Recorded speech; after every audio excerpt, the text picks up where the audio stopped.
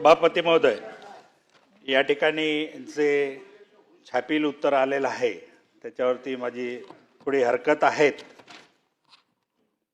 त्याच्यामध्ये 15/3/2024 नुसार 30 सप्टेंबर रोजीच्या पटावरती आधार व्हॅलिड विद्यार्थी संख्येनुसार 25-26 संचलन मान्यता झाली काय? झालेली नाहीत।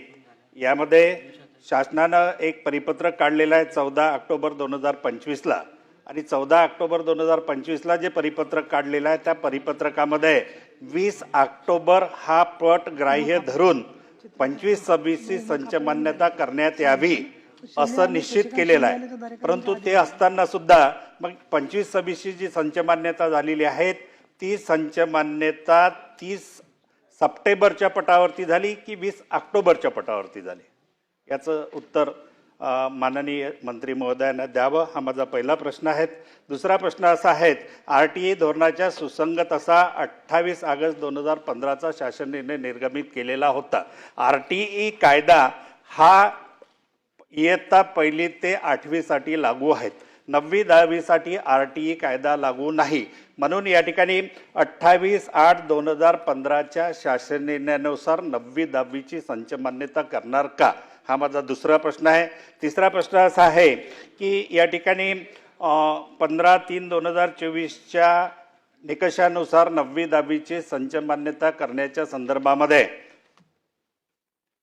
20 ही विद्यार्थी असणे आवश्यक आहे, परंतु त्या ठिकाणी या संदर्भामध्ये बदल करण्याच्या दृष्टीनं आपण संचालकाकडून अहवाल मागवण्याचं या उत्तरामध्ये मान्य केलेलं आहे। तर संचालकाकडून जोपर्यंत अहवाल येत नाही तोपर्यंत 25-26 संच मान्यता थांबवणार का, आणि त्याच्यानुसार अतिरिक्त झालेल्या शिक्षकांचं जोपर्यंत खालून अहवाल येत नाही तोपर्यंत समायोजन थांबवणार का?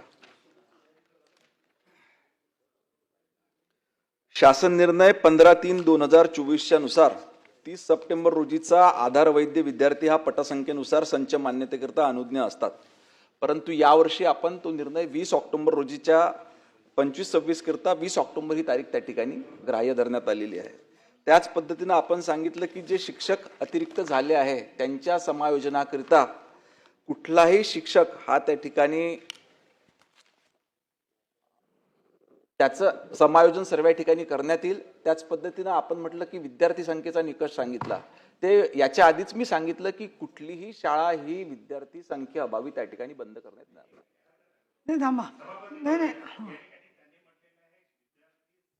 त्या शाळेमध्ये असताना ती शाळा 25-26 नुसार 0 शिक्षकी झालेली आहे।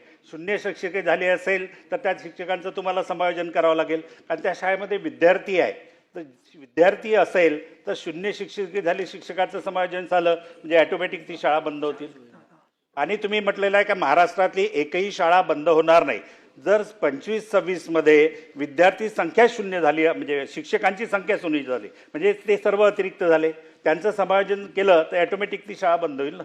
आमची मागणी तीच आहे, तुम्ही जर म्हणत असाल महाराष्ट्रातली एकही शाळा बंद करायची नाही का बंद होऊ देणार नाही, म्हणजेच तुम्हाला त्या ठिकाणी विद्यार्थी संख्येच्या निकषांमध्ये बदल करून त्या ठिकाणी त्या शाळेत विद्यार्थी असेल तर ती शाळा आपल्याला टिकवावं लागेल, त्या शाळेमध्ये शिक्षक मान्य करावं लागेल। ज्या पद्धतीनं तुम्ही या ठिकाणी 15/3/2025 नुसार स्थानिक स्वराज्याच्या संस्थेच्या प्राथमिक शाळा आहे, त्या प्राथमिक शाळेमध्ये 20 पेक्षा पट कमी असेल तर त्यांना एक शिक्षक मान्य केलेला आहे, म्हणजे शाळा बंद होणार नाही। त्याच धर्तीवरती अनुदानित शाळेमध्ये सुद्धा जर पट 20 पेक्षा कमी असेल 6 ते 8 मध्ये तर त्या शाळेला शिक्षक मंजूर करणार का?